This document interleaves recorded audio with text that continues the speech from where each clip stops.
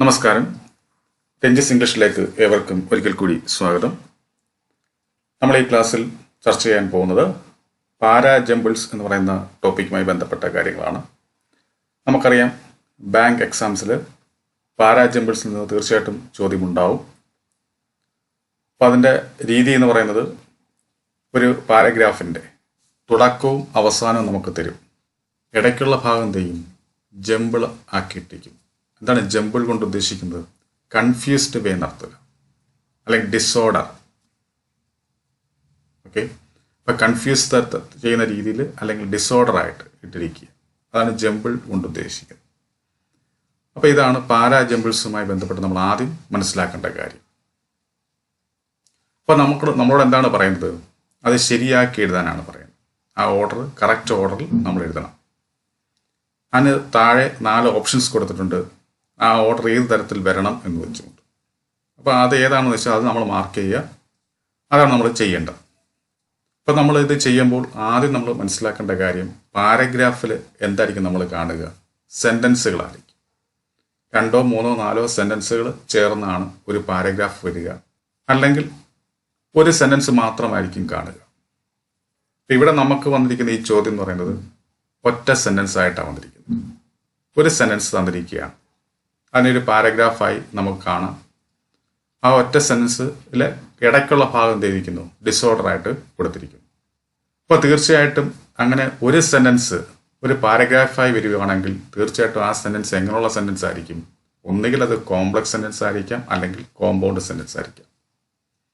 അപ്പോൾ ഈ ഒരു ചോദ്യം ചെയ്യുമ്പോൾ നമ്മൾ അടിസ്ഥാനമായിട്ട് സെൻറ്റൻസുകളെ കുറിച്ച് നല്ല ധാരണ ഉണ്ടായിരിക്കണം. നമുക്കറിയാം, കോംപ്ലക്സ് സെൻറ്റൻസ് എന്ന് വെച്ചാൽ എന്താണ് കോംപ്ലക്സ് സെൻറ്റൻസ് കൊണ്ട് ഉദ്ദേശിക്കുന്നത്? ഒരു മെയിൻ ക്ലോസും ഒന്നോ അതിലധികമോ സബോർഡിനേറ്റ് ക്ലോസുകളും ചേർന്ന് വരുന്നതിന് നമ്മൾ കോംപ്ലക്സ് സെൻറ്റൻസ് എന്ന് പറയും. 2 അതിലധികമോ മെയിൻ ക്ലോസുകളെ കൺജങ്ഷൻസ് കൊണ്ട് ബന്ധിപ്പിക്കപ്പെടുന്ന സെൻറ്റൻസുകളെയാണ് നമ്മൾ കോമ്പൗണ്ട് സെൻറ്റൻസ് എന്ന് പറയുന്നത്. അപ്പോൾ എങ്ങനെയായാലും ഇവിടെ നമുക്ക് വിഷയം മെയിൻ ക്ലോസും സബോർഡിനേറ്റ് ക്ലോസുമാണ്. ഇനി ഈ മെയിൻ ക്ലോസിലും സബോർഡിനേറ്റ് ക്ലോസിലും നമുക്ക് കാണാൻ കഴിയുന്നത് എന്താണ്? അവിടെ ഒരു സബ്ജക്റ്റ് ഉണ്ടാകും, പിന്നെ ഒരു വെർബ് ഉണ്ടാകും, പിന്നെ ഒരു ഒബ്ജക്റ്റ് ഉണ്ടാകും. ഒബ്ജക്റ്റ് എന്ന് പറഞ്ഞ സംഭവം ഇല്ലെങ്കിലും കുഴപ്പമില്ല. പ്രധാനമായിട്ട് നമുക്ക് വേണ്ടുന്നത് എന്താ? ഒരു സബ്ജക്റ്റും ഒരു ടെൻസ് ഫോമുള്ള വെർബും ഉണ്ടാവും. എവിടെയാണ്? മെയിൻ ക്ലോസിലായാലും ഈ പറയുന്ന പോലെ സബോർഡിനേറ്റ് ക്ലോസിലായാലും.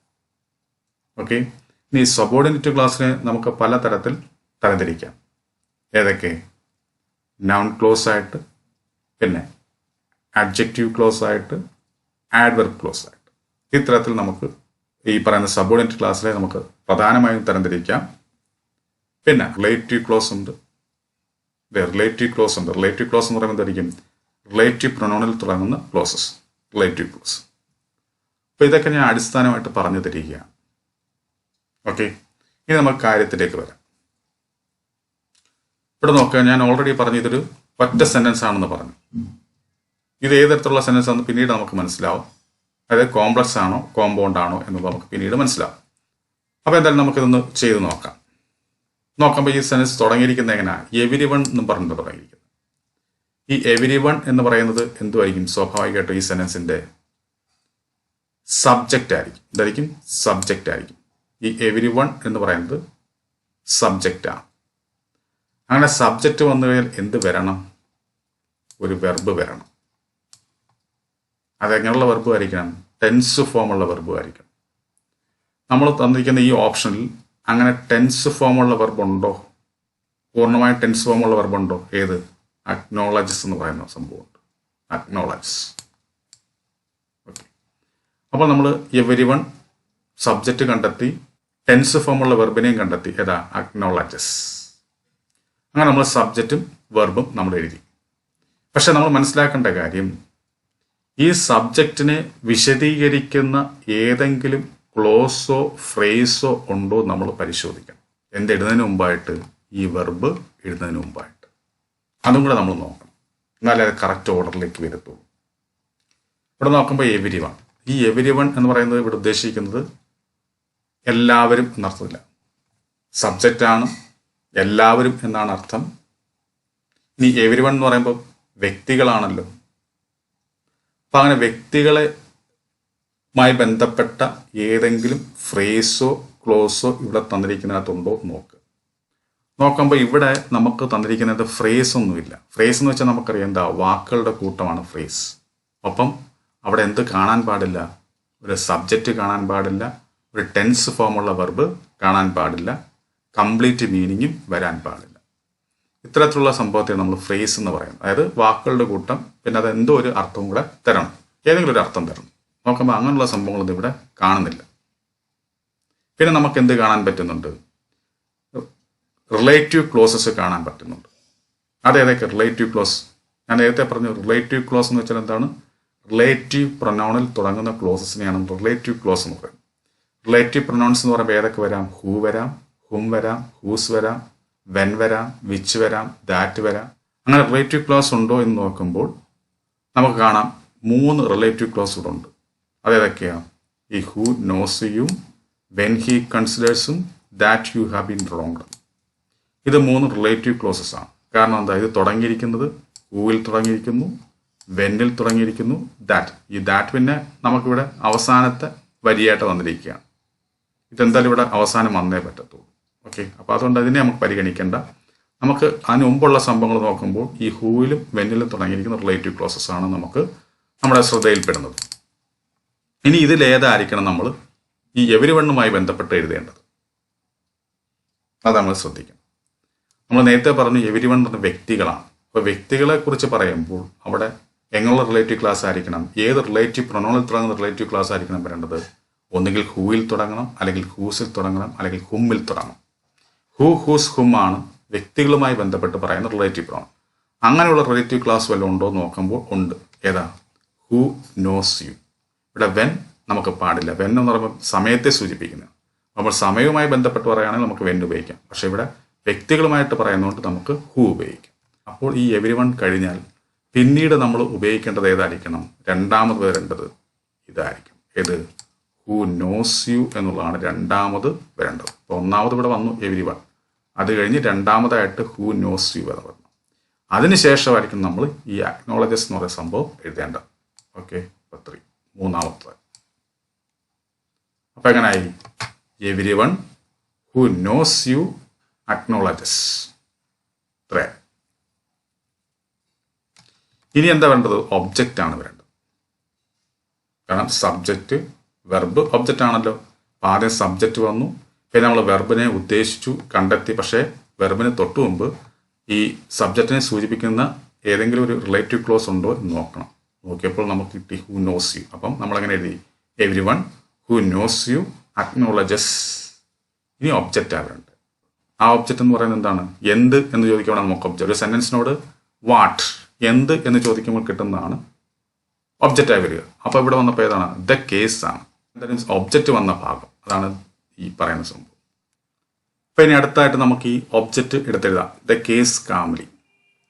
പക്ഷെ ഇവിടെ ഒരു വിഷയമുണ്ട്. എന്താണ്, ഈ ഒബ്ജക്റ്റിനെ നമ്മളിവിടെ സ്ഥിരീകരിക്കുന്നതിന് മുമ്പായിട്ട് നമ്മൾ എന്ത് ചെയ്യണം, ഈ വെർബിനെ കുറിച്ച് പറയുന്ന ഏതെങ്കിലും ക്ലോസ് ഉണ്ടോ എന്ന് നോക്കണം. നമ്മൾ എവിടെ ചെയ്തതുപോലെ ഈ സബ്ജക്റ്റിന് ശേഷം നമ്മൾ വെർബ് എഴുതിയല്ലോ, അങ്ങനെ വെർബ് എഴുതുന്നതിന് മുമ്പായിട്ട് നമ്മൾ എന്ത് നോക്കി, ഈ പറയുന്ന സബ്ജക്റ്റിനെ കുറിച്ച് പറയുന്ന എന്തെങ്കിലും ഉണ്ടോ എന്ന് നമ്മൾ നോക്കി. അങ്ങനെ ഏതെങ്കിലും ക്ലോസ് ഉണ്ടോ എന്ന് നോക്കി. അങ്ങനെ ആയപ്പോൾ നമുക്ക് കിട്ടി ഏതാ, ഹൂ നോസ് യു എന്നുള്ള സംഭവം. അപ്പോൾ അതുകൊണ്ട് നമ്മൾ വെർബിന് മുമ്പ് അതെഴുതി. എന്ന് പറയുന്നത് പോലെ ഒരു ഒബ്ജക്റ്റ് ദ കേസ് കാംലി നമുക്ക് മനസ്സിലായി. പക്ഷേ ആ ഒബ്ജക്റ്റ് എഴുതുന്നതിന് മുമ്പായിട്ട് ഈ വെർബിനെ വിശേഷിപ്പിക്കുന്ന ഏതെങ്കിലും ക്ലോസ് ഉണ്ടോ എന്ന് നമ്മൾ നോക്കണം. അങ്ങനെ ഇവിടെ വല്ലതും ഉണ്ടോ എന്ന് അതിനുശേഷം നമ്മൾ ഒബ്ജക്റ്റ് എഴുതാം. അങ്ങനെ ഇല്ലെങ്കിൽ നമുക്ക് ഒബ്ജക്റ്റ് ഡയറക്റ്റ് ആയിട്ട് എഴുതാം. അങ്ങനെ നോക്കുമ്പോൾ ഇവിടെ അങ്ങനെ എന്തെങ്കിലും ഉണ്ടോ? ഉണ്ട്. ഏതാ, ഈ വെൻ ഹി കൺസിഡേഴ്സ് എന്ന് പറയുന്നത്. ഈ വെൻ എന്ന് പറയുന്ന റിലേറ്റീവ് പ്രൊനൗൺ തുടങ്ങുന്ന ക്ലോസ് എപ്പോഴും എന്തിനെ വിശേഷിപ്പിക്കുന്ന ക്ലോസ് ആയിരിക്കും? ഒരു വെർബിനെ വിശേഷിപ്പിക്കുന്ന ക്ലോസ് ആയിരിക്കും. അതുകൊണ്ട് ഈ ഒബ്ജക്റ്റ് എഴുതുന്നതിന് മുമ്പായിട്ട് നമ്മൾ ഈ ആഡ്വർബ് ക്ലോസ് അല്ലെങ്കിൽ ഈ വെൻ ഹി കൺസിഡേഴ്സ് എന്ന് പറയുന്ന റിലേറ്റീവ് ക്ലോസ് എഴുതണം. അങ്ങനെ ആകുമ്പോൾ ഇനി വരേണ്ടത് ഏതാണ്? ഈ നാലാമത്തെ ഭാഗം. അതിനുശേഷം നമുക്ക് എന്ത് എഴുതാം? ഈ ഒബ്ജക്റ്റ് എഴുതാം. ഓക്കെ, അപ്പം നമുക്ക് എങ്ങനെയായി നമ്മുടെ order? Every one who knows you acknowledges when he considers the case calmly that you have been wronged എന്ന് വരും. അപ്പോൾ നമ്മൾ ഇതിലേക്ക് എങ്ങനെയാണ് വന്നത്? ആദ്യം എവരിവൺ എന്ന് പറഞ്ഞാൽ തുടങ്ങിയിരിക്കുന്നു. എവരിവൺ എന്ന് പറഞ്ഞാൽ സബ്ജക്റ്റാണ്. സബ്ജക്റ്റ് വന്നു കഴിഞ്ഞാൽ പിന്നെ വെർബ് വരണം. നോക്കിയപ്പോൾ ഇവിടെ ടെൻസ് ഫോമുള്ള വെർബുണ്ട്, അക്നോളജസ്. പക്ഷേ അത് എഴുതുന്നതിന് മുമ്പായിട്ട് നമ്മൾ സ്ഥിരീകരിക്കണം ഈ പറയുന്ന സബ്ജക്റ്റിനെ സൂചിപ്പിക്കുന്ന ഏതെങ്കിലും ഒരു ക്ലോസ് ഉണ്ടോ അല്ലെങ്കിൽ റിലേറ്റീവ് ക്ലോസ് ഉണ്ടോ എന്ന് നോക്കണം. നോക്കിയപ്പോൾ ഉണ്ട്. ഏതാണ്? ഹു നോസ് യു എന്ന് പറയുന്നത്. കാരണം എവരിവൺ എന്ന് പറയുന്ന വ്യക്തികളാണ്, വ്യക്തികളെ സൂചിപ്പിക്കുന്നതാണ് ഹു. അപ്പോൾ ഹു എന്ന് പറയുന്ന റിലേറ്റീവ് പ്രൊനൗൺ ആണ്. റിലേറ്റീവ് പ്രൊനൗണിൽ തുടങ്ങുന്ന ക്ലോസിനെ നമുക്ക് റിലേറ്റീവ് ക്ലോസ് എന്ന് വിളിക്കാം. അങ്ങനെ നമ്മൾ ഹു നോസ് യു എന്ന് പറയുന്ന റിലേറ്റീവ് ക്ലോസ് എഴുതിയിട്ട് വേണം നമ്മൾ പിന്നെ വെർബ് എഴുതാൻ. അങ്ങനെ വെർബ് എഴുതി കഴിഞ്ഞാൽ പിന്നെ എന്താ വേണ്ടത്? ഒബ്ജക്റ്റാണ്. നമ്മൾ നോക്കിയിട്ട് ഒബ്ജക്റ്റ് ഉണ്ട്. ഏത്? The case. അപ്പോൾ ദ കേസ് എന്ന് പറയുന്ന ഒബ്ജക്റ്റ് ആ വരുന്ന ഭാഗമാണ് ദ കേസ് കാംലി. പക്ഷെ ആ ഭാഗം എഴുതുന്നതിന് മുമ്പായിട്ട് നമ്മളിവിടെ ചെയ്തതുപോലെ സബ്ജക്റ്റിൻ്റെ കാര്യം പറഞ്ഞതുപോലെ വെർബിനെ വിശേഷിപ്പിക്കുന്ന ഏതെങ്കിലും ക്ലോസ് ഉണ്ടോ എന്ന് നോക്കണം. വെർബിനെ വിശേഷിപ്പിക്കുന്ന ക്ലോസിനെ നമുക്ക് എന്തെന്ന് വിളിക്കാം? ആഡ്വെർബിയൽ ക്ലോസ് എന്ന് വിളിക്കാം. ആ ആഡ്വെർബിയൽ ക്ലോസ് എന്തുമായി വരാം? റിലേറ്റീവ് ക്ലോസുമായി വരാം. ഇവിടെ നോക്കുമ്പോൾ ഇവിടെ വേറൊരു ക്ലോസ് കിടപ്പുണ്ട്. ഏതാ? വെൻ എന്ന് പറഞ്ഞു തുടങ്ങും.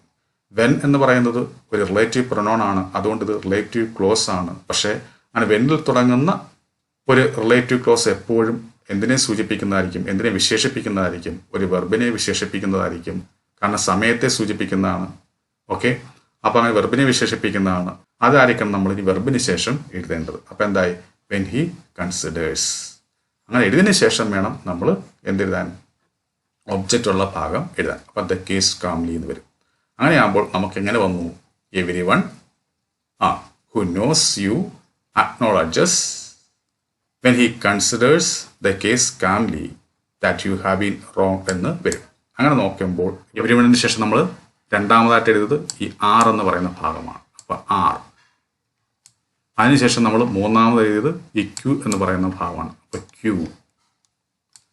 അങ്ങനെ എഴുതിയതിന് ശേഷം പിന്നെ നമ്മൾ എഴുതിയതാണ് നാലാമത് എഴുതിയത് ഈ എസ് ആണ്. അങ്ങനെയാകുമ്പോൾ എസ്. പിന്നെ നമ്മൾ അഞ്ചാമത് എഴുതിയത് പി ആണ്. പി. അങ്ങനെ ആർ ക്യു എസ് പി എന്ന് വന്നിരിക്കുന്ന ഭാഗം ഉണ്ടോ എന്ന് നോക്കുക. നോക്കിയപ്പോൾ ഇവിടെ ഉണ്ട്. ഏത്? ഈ ആർ ക്യു എസ് പി എന്ന് പറയുന്ന ഓപ്ഷൻ. അപ്പോൾ അങ്ങനെ നോക്കുമ്പോൾ ഈ ഡി എന്ന് പറയുന്ന ഓപ്ഷനാണ് കറക്റ്റ് ആൻസർ. ഓക്കെ, അപ്പോൾ ഇതാണ് ഇവിടുത്തെ കറക്റ്റ് ആൻസർ. അപ്പോൾ ഇത്തരത്തിലായിരിക്കണം നമ്മൾ പാരാജമ്പിൾസുമായി ബന്ധപ്പെട്ട് നമ്മൾ കാര്യങ്ങൾ ചെയ്യാം. ഓക്കെ, അപ്പോൾ ഈ ക്ലാസ് നിങ്ങൾക്ക് നല്ലതുപോലെ മനസ്സിലായെന്ന് ഞാൻ കരുതുന്നു. അങ്ങനെ മനസ്സിലായിട്ടുണ്ടെന്ന് തീർച്ചയായിട്ടും നിങ്ങൾ ലൈക്ക് ചെയ്യുക, ഷെയർ ചെയ്യുക. അതുപോലെ തന്നെ ആദ്യമായി എൻ്റെ ക്ലാസ് കാണുന്ന ആരെങ്കിലും ഉണ്ടെങ്കിൽ തുടർന്നുള്ള ക്ലാസ്സുകൾ ലഭിക്കാൻ വേണ്ടി താഴെ കാണുന്ന സബ്സ്ക്രൈബ് ബട്ടൺ ക്ലിക്ക് ചെയ്ത് എൻ്റെ ചാനൽ സബ്സ്ക്രൈബ് ചെയ്യുക. അപ്പോൾ എല്ലാവർക്കും നല്ലൊരു വിജയം ആശംസിച്ചുകൊണ്ട് ഞാൻ നിർത്തുന്നു. നന്ദി, നമസ്കാരം.